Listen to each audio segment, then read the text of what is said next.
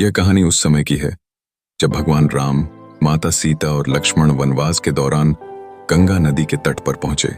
वहां केवट नाम का एक नाविक उनकी मदद के लिए तैयार था।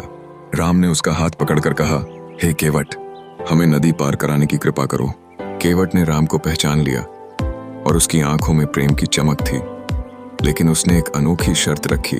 उसने कहा, प्रभु, पहले मेरे लिए आपके चरणों की धूल का जल लेकर आना जरूरी है। राम उसकी सरलता और भक्ति को देख मुस्कुराए और उसकी इच्छा का सम्मान करते हुए चरण धोने की अनुमति दी। केवट ने जब राम के चरणों को धोकर उस जल को पिया तो उसके हृदय में भक्ति का एक अनमोल अनुभव उमड़ पड़ा। अपनी नाव में उसे राम, सीता और लक्ष्मण को बैठाकर नदी पार कराने में उसे गर्व महसूस हुआ। जब वे सुरक्षित पार हो गए तो राम ने दक्षिणा देने की इच्छा जताई, पर केवट ने विनम्रता से मना कर दिया।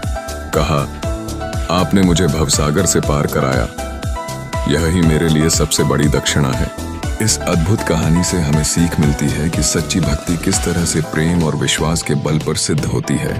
केवट की निस्वार्थ सेवा, राम की करुणा और उनकी भक्ति का अनूठा संबंध सभी के लिए प्रेरणादायक है। यह कहानी हमें विनम्रता और बिना स्वार्थ सेवा का महत्व भी सिखाती है। इसके माध्यम से हम अपने जीवन में सच्ची भक्ति और करुणा के मार्ग पर चलने की प्रेरणा पा सकते हैं।